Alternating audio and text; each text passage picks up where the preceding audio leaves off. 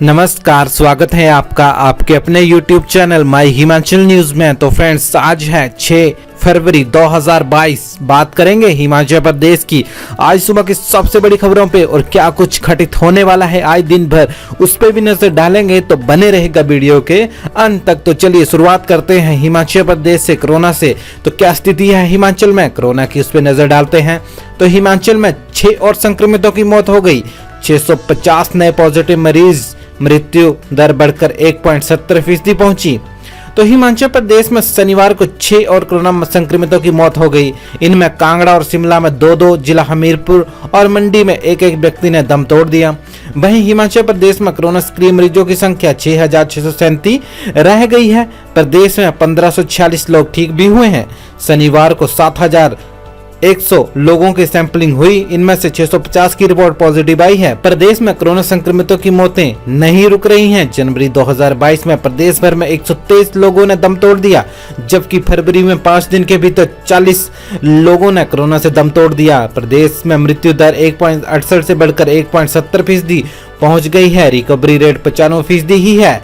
प्रदेश में जिन लोगों की कोरोना से मौत हो रही है उनमें बच्चे, युवा और बुजुर्ग शामिल हैं। प्रदेश के अस्पतालों में 50 मरीज वेंटिलेटर पर हैं। ऑक्सीजन बेड पर मरीजों की संख्या 250 के करीब है, जबकि 95% मरीज घरों में ही आइसोलेट है। प्रदेश में मौत का आंकड़ा 4,000 से पार हो गया है। अब तक जिला कांगड़ा में सबसे ज्यादा मौतें हुई हैं। कांगड़ा जिले में मृतकों का आंकड़ा 1200 से अधिक है। शिमला जिला दूसरे स्थान पर है। तो चलिए अगली खबर की ओर बढ़ते हैं और बात करते हैं। 7 से खुलेंगे कॉलेज, रेगुलर लगेंगी कक्षाएं, मार्च में फाइनल एग्जाम। तो प्रदेश के कॉलेजों में सोमवार से रौनक लौटेगी। सभी छात्र छात्राएं रेगुलर कक्षाओं के लिए करीब 1 माह बाद कॉलेज जाएंगे। सभी शिक्षण संस्थानों को अब खोल दिया गया था। वहीं कॉलेजों में भी अवकाश 5 फरवरी तक अवकाश था। ऐसे में अब रेगुलर कक्षाओं के लिए बच्चे कॉलेज जाएंगे। हालांकि छात्रों की रेगुलर कक्षाएं अभी जारी हैं, लेकिन जिन छात्रों का सिलेबस अभी पूरा नहीं हुआ है, छुट्टियों में असाइनमेंट तैयार की गई, उन्हें अब छात्र ऑफलाइन ही जमा करवाएंगे। वहीं कॉलेजों में कोविड का खतरा भी कम है। ऐसा इसलिए क्योंकि कॉलेज के अधिकतर बच्चों को वैक्सीन लग चुकी है और ऐसे में उन्हें कोविड का ज्यादा खतरा भी नहीं है। हालांकि शिक्षा विभाग की ओर से निर्देश जारी किए गए हैं। कोविड प्रोटोकॉल के तहत ही ये कॉलेज खोले जाएंगे और यहाँ पर कोविड नियमों का सख्ती से पालन करना होगा। तो चलिए अगली खबर की ओर बढ़ते हैं और बात करते हैं। हिमाचल स्कूल शिक्षा बोर्ड इस दिन से शुरू होंगी 9वीं और 11वीं कक्षा की टर्म 2 परीक्षाएं, प्रस्तावित डेट शीट जारी। तो हिमाचल प्रदेश स्कूल शिक्षा बोर्ड ने 9वीं और 11वीं कक्षा की टर्म 2 परीक्षाओं की प्रस्तावित डेट शीट जारी कर दी है। 9वीं की परीक्षाएं 8 से 23 मार्च तक चलेंगी। 11वीं कक्षा की परीक्षाएं 4 से 30 मार्च तक होंगी। दोनों कक्षाएं की परीक्षाएं दोपहर 12:45 से शाम 4 बजे तक होंगी। बोर्ड प्रबंधन से प्रस्तावित डेट शीट को लेकर छात्रों, अभिभावकों, अध्यापक वर्ग और शिक्षक क्षेत्र से जुड़े हर वर्ग से सुझाव भी मांगे गए हैं।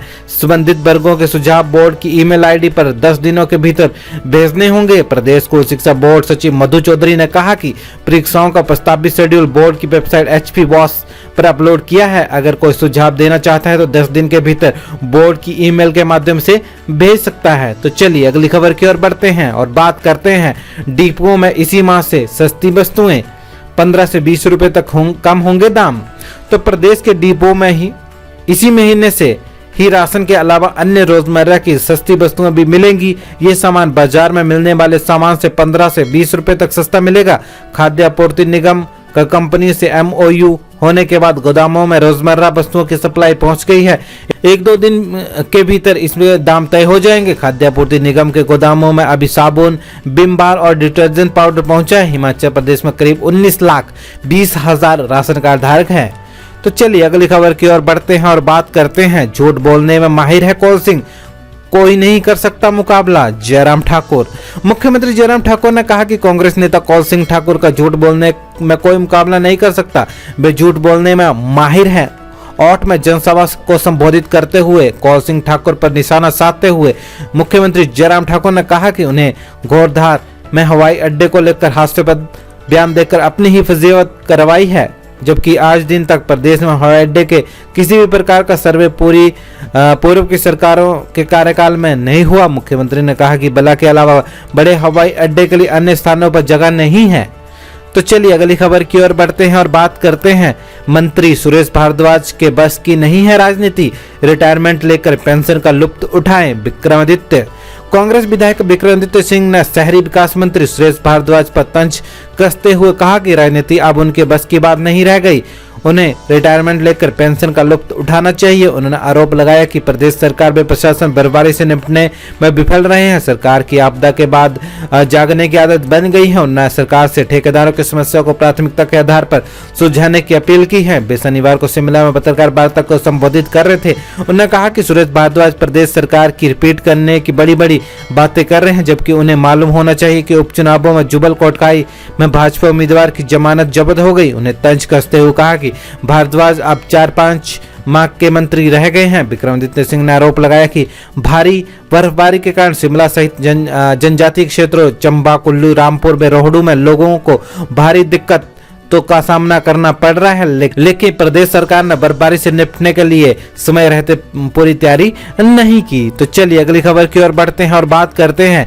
हिमाचल में मौसम खुला पर दुश्वारियां बरकरार, भारी बर्फबारी से 603 सड़कें और 1486 बिजली ट्रांसफार्मर ठप। सिरमौर के 1000 गाँवों में ब्लैकआउट। हिमाचल प्रदेश में शनिवार को धूप तो खिली पर दुश्वारियां अभी बरकरार हैं। शुक्रवार को हुई भारी बारिश और बर्फबारी के चलते शनिवार को भी प्रदेश में 2 नेशनल हाईवे शिमला रामपुर और आनी जलोड़ी जोत के अलावा 603 सड़कें यातायात के लिए बंद रहीं।